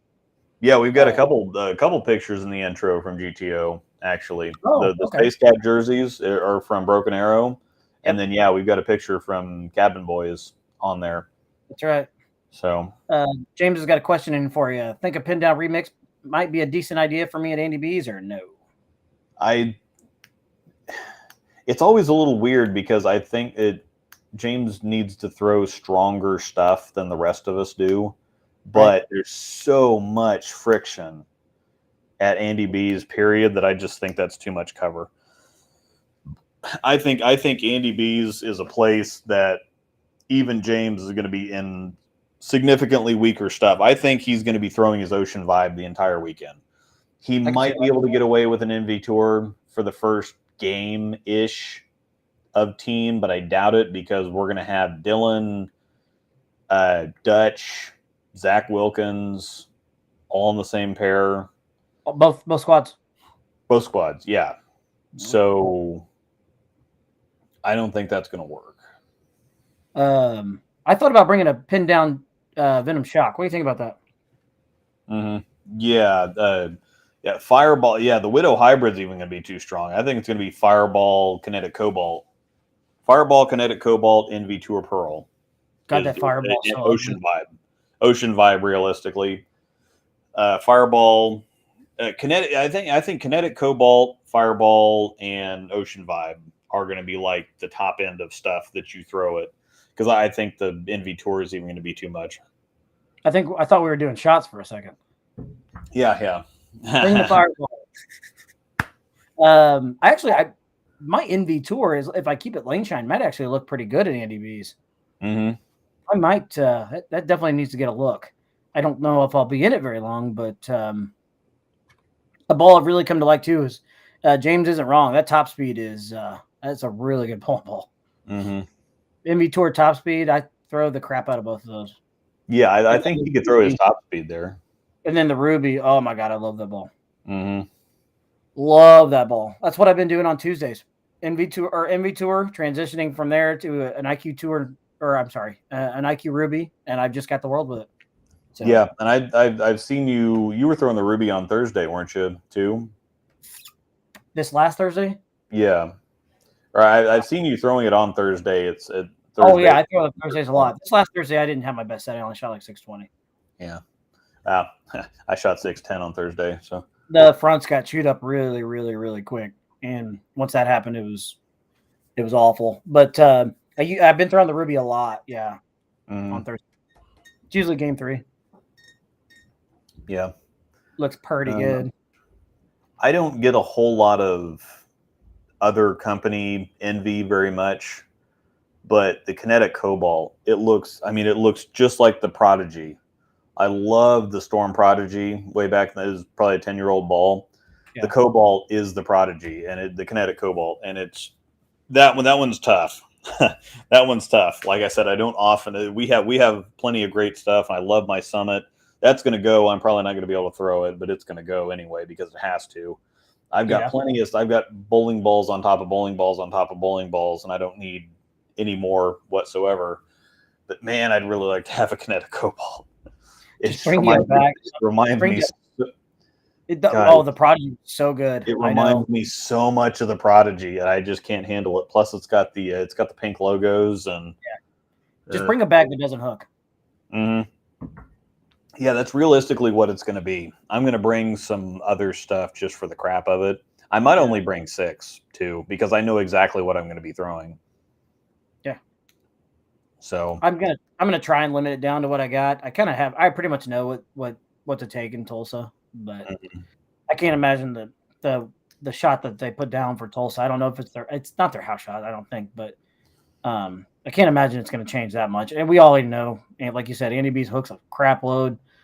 And then Broken Arrow always, if I remember right, doesn't usually start a little wetter front to back and then just kind of blows up. It kind of feels like it, but the heads go super quick. And I think it's one of those things where the balls start burning up in the heads and it makes it feel like there's more oil than there actually is because it's just burning up as soon as you put the ball down. Yep. I think my Tour Dynamics is going to own that place this year. So I'm a little optimistic. So Tour Dynamics and Zen U are going to go for that house, and then probably Zen Gold Label, IQ Ruby, and Hyped Hybrid might be the choices for. So yeah, I might only need to take 6, and that's one of those things. I really don't need to drag a whole lot of stuff in there. I can just take some stuff I trust, and if they don't work, then it's just not going to work out anyway. So yeah, if I can score with that stuff, it's just going to be a bad weekend. I do like some of the, like going to Broken Arrow. They do like blind draw doubles. They call it mystery doubles, but I really like the fact that they do those. I wish more tournaments would do those. That's one of my favorite things to play. You just never know who you're going to get paired up with. But I got Trevor last year on one of my mystery doubles partner. Oh yeah, and yeah, complete crap. So I'm using a dead burgundy hammer on wood lanes, and somehow it's working. It's been a long time since I bowled on wood lanes. I grew up bowling on them. I miss them. What else? There was something I was going to say. Oh, my 3D offset that's got a million games. I should probably take for Andy B's, to be honest with you.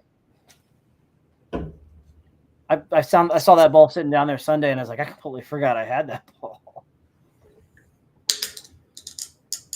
If I throw it anything like I did last Thursday, I don't deserve it to bowl. Yeah. I threw it awful, and I knew it in practice too. It was one of those where I kind of had the yips.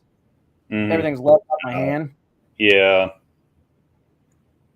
I told him, I texted Amanda, I was like, this is gonna be an awful night. Yeah. The fact that I was able to shoot like 615, 620 or somewhere around those in between that number was amazing, to be honest with you. Yeah, I've been throwing it really well on Fridays, and I think number one, because we don't bowl, but we bowl Thursday, Friday, and so we go into Thursday kind of cold, and then I get warmed up, and then Friday ends up going a whole lot better than Thursday does.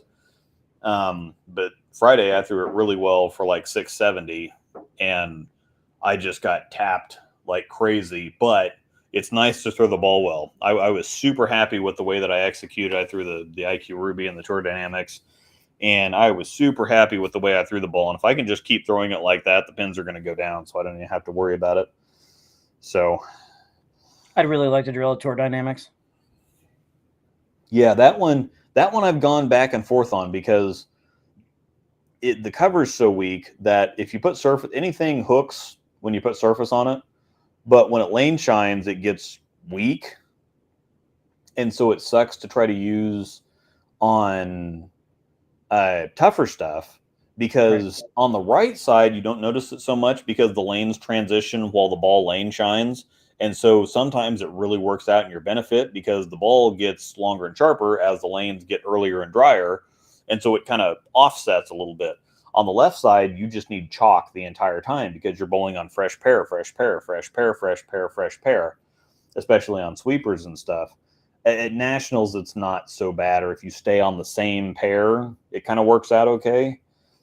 But it's such a weak cover that it just kind of gets a little too long and wiggly at the sweepers where we move every single pair. However, at League, there's enough the ball is strong enough, and there's enough friction to where it actually looks pretty good in league. I wasn't expecting it to look as good in league as it does, but it's also a little bit of a trap ball too, because it rolls good, but there's a wrap 7, and there's a drive by 8, and there's a 6 pin, and whatever else. And so it's a little frustrating feeling like you're throwing it good and you're hitting the pocket, but the ball shines up a little bit and then it gets a little too clean and sharp. And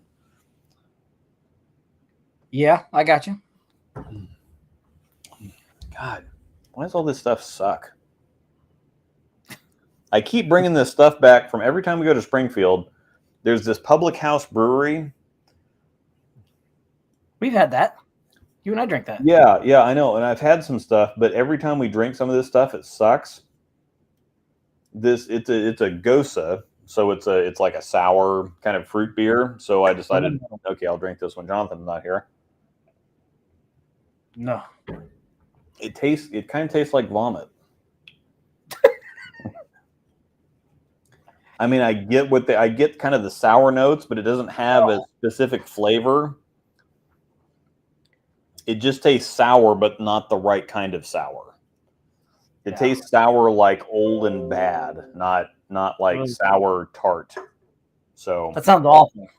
Yeah, so we're just gonna let this one hang out. Why do you keep drinking it then? I don't know. It's not.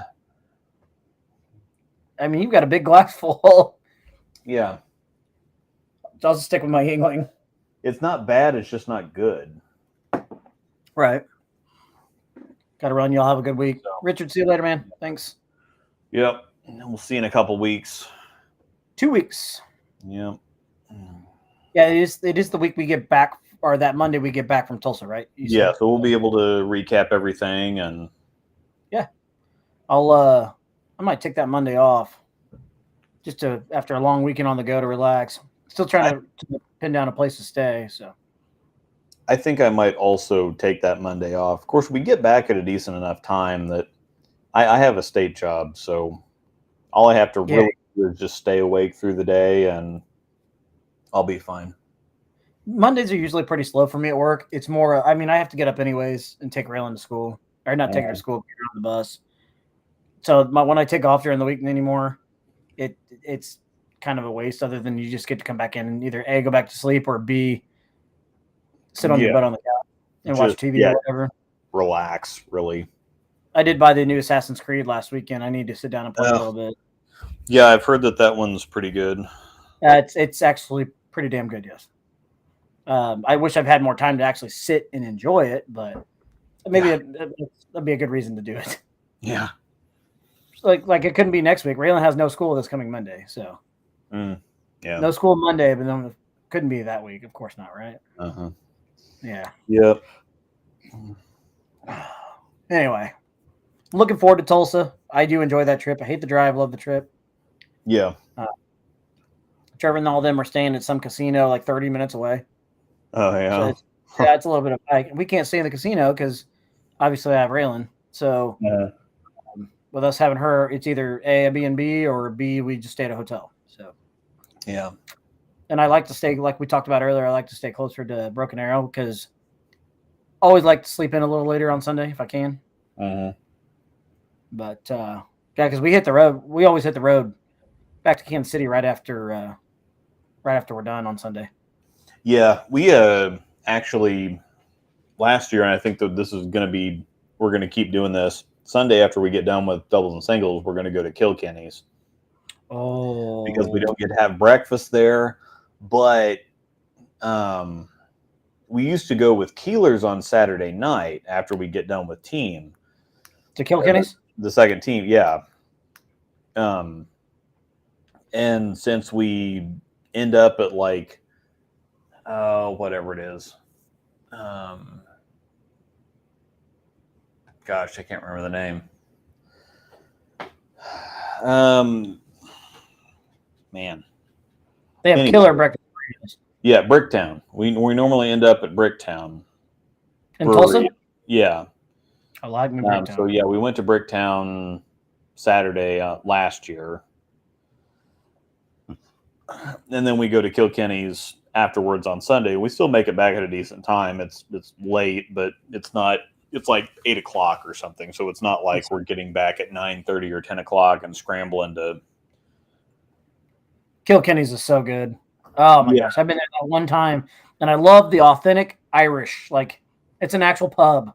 Yeah, I loved it. It was so good. It was packed. yeah, but it was pretty damn good. I definitely want to go back. Bricktown, it's hard not to eat at Bricktown. I love Bricktown Brewery. Their food is so good. So yeah, we kind of figured that, if Thursday night we could go to the hangout at the breweries, because that was really fun the one year that we just had the one team squad. Yes. And then it's hard to not go to Bricktown, and it's definitely hard to not go to Kilkenny's. We don't want to go to Tulsa and not go to Kilkenny's. I don't blame you. So yeah, we hit that up on Sunday after we get done with doubles and singles, and then we head back. And of course, it's about a 4.5-ish hour drive.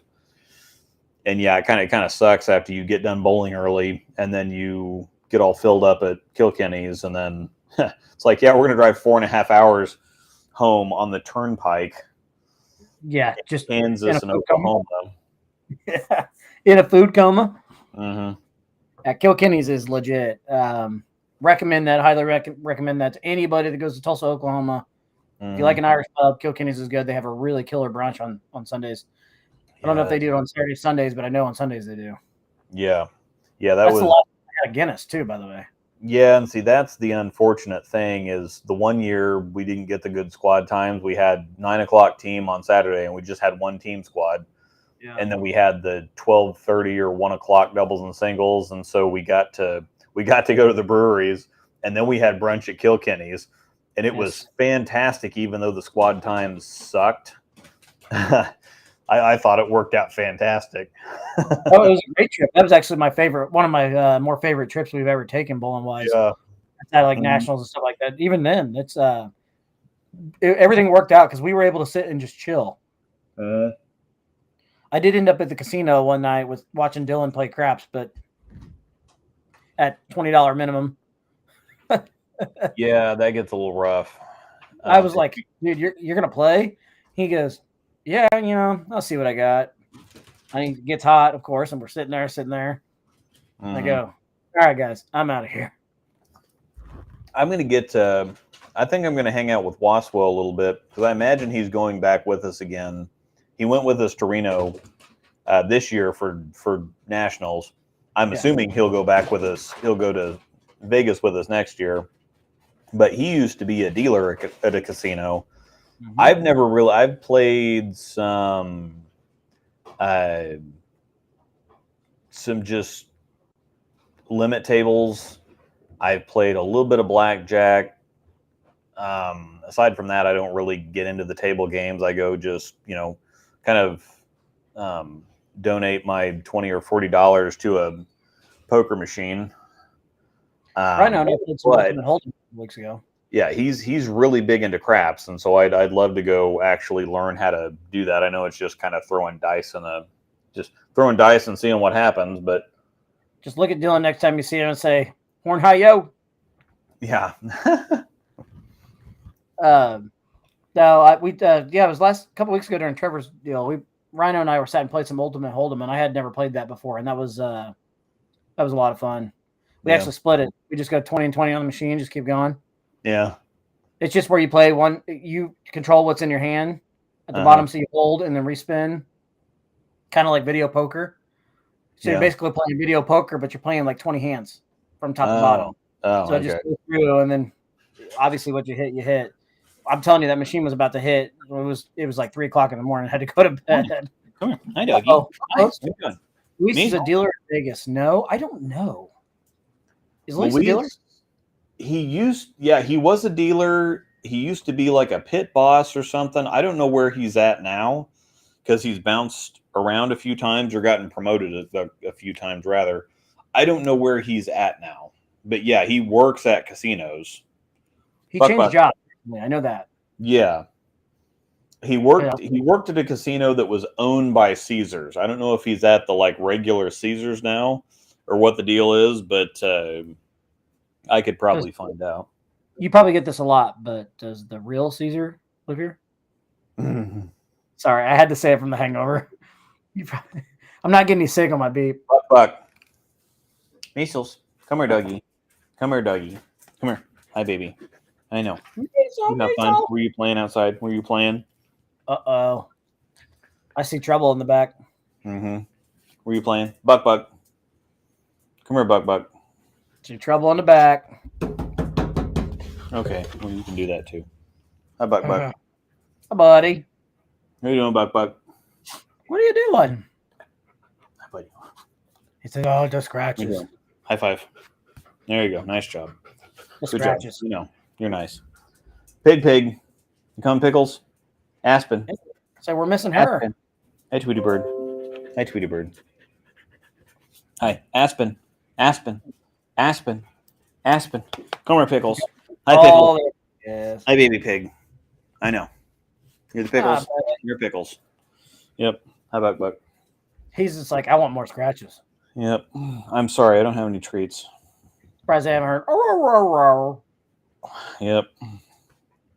According to Buck. Facebook, he's a dual rate supervisor, basically a pit boss. Yeah. At Cromwell, Okay. it's owned by Caesars. Okay, so he is still at Caesars. Dual Well, rate. I think that's what I don't think that he's updated that. I think that I remember him putting a post up a few months ago where he says he's not at Cromwell anymore. Oh, I do remember that. I don't remember where he went though, but it was another casino, right? I'm not sure. I don't know. I might send him a text and see. I guess a lot of people live work in casinos in Vegas. I guess. Yeah. Deputy together. So yeah, he's. I'd love to play. I like to play the tournaments because I just have a ridiculous amount of patience, especially for limit tables. If or just anything really, because a lot of people just want to put their money in and they just want to play, and I can just sit there and it's like, okay, if I don't have the cards, I'm just not gonna. And you can sit there and wait people out forever, and then it's a whole lot easier to bluff that way too, because if they get used to you not ever playing unless you have the cards, then every time you play, they're just going to assume you have the cards because they're just impatient. But we just never have the 8 or 9 hours. I don't want to sit at a poker table for like 8 or 9 hours when I'm there for something else. So, God, did I ever tell you the story about the time we were in Reno, bowling nationals? Like Johnny Clark, myself, my brother-in-law, and I want to say Anthony Judd was with us, but we had basically that group, and I can't remember who all else was with us. But we decided we had a flight in the morning. We all decided on the plane that we wanted a vodka Red Bull. Well, we proceeded to drink vodka Red Bulls for the next 13 hours. Pretty much stop. And we went and played poker that night. Is back when the Harrah's was next door to Reno? yeah. We stayed at that Harrah's. And we're literally sitting on the poker table and we're all looking at each other like our hearts are beating out of our chest. Boom, boom, boom, boom, boom, boom, boom. Yeah. Your body's physically tired. But at the same time, I'm awake though. Like, You're all hopped up on Red Bull. Yeah. I want to go do things. And I asked Johnny about that because we literally told each other we will never drink vodka Red Bulls again. Yeah. So many of them. Yeah. God, Angel actually, this is funny because they got a couple cases of Red Bull shipped to their office or whatever the other day, and Angel's never had Red Bull before. Oh gosh. So she got to try it for the first. I know, Buck. Yeah, there's the woofs. Woof. Did she drink it? Woof. It's a woof. You say woof? Yeah. She actually liked it quite a bit. But there was one time, you remember Matt Phelps, right? That bowled here in Topeka. Yep. We were playing Brian Barr would have a poker tournament at his house every once in a while. And we were doing double Jaeger bombs one night, and I tried to keep up with Matt. And, he had like 100 pounds on me, 20 years ago or whatever. And yeah, it was a bad decision. Hi, Pickles. Oh, I think we got to like 9 or 10 before I tapped out. I was doing well in poker too, and I had to tap out of like everything. Hi, Pickles. Anytime I ever get Jaeger involved in anything, it's always going to end bad. Here, come here. You want to say hi? Yeah, take off my bag. Okay. Okay. Come say hello. Watch my computer. There's my gymnast. She's the next Simone Biles right there. She likes to come in and say hi. There's Storm. See Storm in the corner. Buck, come here. You want to say hi to Ray Ray? Come here. Storm Dog, come here. Stormy. Storm, you here? Hi, You see? Stormy. You hear? Buddy. Buddy. See? I know. Yeah. You hear, don't you? Uh-huh. Go Buck. He's like, yeah, guys. Mm-hmm. Yeah. Ow. It's your buddy. You silly. I just got home. Okay, I see. Daddy be up soon. Mom's on a call. Okay, on a call. 7:54 at night. Sorry. Because Grandma called her. Oh, I got you. Okay, I love you. Shut that door when you're out. There's something I was gonna say. I don't remember what it was. Oh, Jaeger. Yes, I can't. Anytime I get Jaeger involved, I'm in trouble. Yeah. Yeah. I don't think I've had Jaeger since that night. We do actually in the wintertime play quite a bit. We play poker tournaments. Yes. We ask Mom if you can use it though. We play poker tournaments at Paul and Michelle's house. Oh, yeah. And we get like 2 tables going. So if you'd like to play, we only play. I think we pay like $20 a man and get Deal in. me in. We'll have to have you over to play then, because we do enjoy doing a little bit of poker tournaments. If Angel plays, she can play. The girls usually play too. She doesn't. And She doesn't play poker. That's okay. Right. A lot of times we do it where the girls have a table, and then the guys have a table, and then it always splits into the end where you move after the table shrink. Trevor's grandpa comes. I bet we get 15, 20 people in there playing. So She can hang out with Simba and Gizmo. there you go. I have a poker table as well. So anytime you want to play, you let me know. I've got an NFL Blitz machine coming. You remember that game? Yeah. I've got the arcade machine game coming. Mm-hmm. I cannot wait. And it plays up to 4 players. So you played my golf game. Yeah. It's got a spot for 4 people. So we'll have to get down on that. All right, we're just kind of killing time here for the last few minutes, peeps. Yeah. If anybody's got any questions or anything, the last couple What fired in. Other than that, we're just hanging out. Yep. One decent video. I've never ever actually won at video poker. It's just a slow bleed the entire time. Same. I've hit a few things here and there, but nothing like substantial. It's just something that I'll hit something that just gets me an extra like 10 or 15 minutes of play time. Yeah. Is all that normally happens. So I'll spend 20 or $40 or whatever else. But yeah. Yeah, video poker doesn't like me. So I like to play it. Don't get me wrong. It just doesn't like me. So. Yeah, I like to put $20 or $40 in a machine or something just to play it, because it's fun to every once in a while. There's between squads or something else. It's just fun to kill some time or whatever. I absolutely love video blackjack though. Video blackjack is my game. Mm. It may bleed money out of my pocket, but I absolutely love video blackjack. I can sit there on a machine for hours. Yeah. Give me a cocktail and some money. I'm good to go. Yeah. Yeah, I can sit at a video poker machine for a while. It just depends on how much money I actually want to put into it, because I am not going to make money actually doing that. Right. My favorite's to go actually on the video poker machine. My favorite is to go sit at the bar that has the machines right there at the bar. And then I can sit there and play and just kind of slow play a little bit and have a drink, play a little video poker, have a drink. But yeah, that's a fun game to play. It just pisses me off. Yeah. Because I have terrible luck. I really do. Yeah, usually we're busy enough that there's not a whole lot of time to do it anyway, but yeah. And there's a whole lot less time in Vegas than there is in Reno. Reno was wretched. Probably going to even skip it next time. I will probably go, but I would rather skip it. Skip Reno? Yeah, Reno was just so bad this last year that it's just like, maybe that might be the thing. Whenever Nationals is in Reno, I'll just go bowl the PBA League Bowler Championship or whatever. I can't stand Reno either. I can't. NBA Jam's the next one, Paul. Oh, yeah.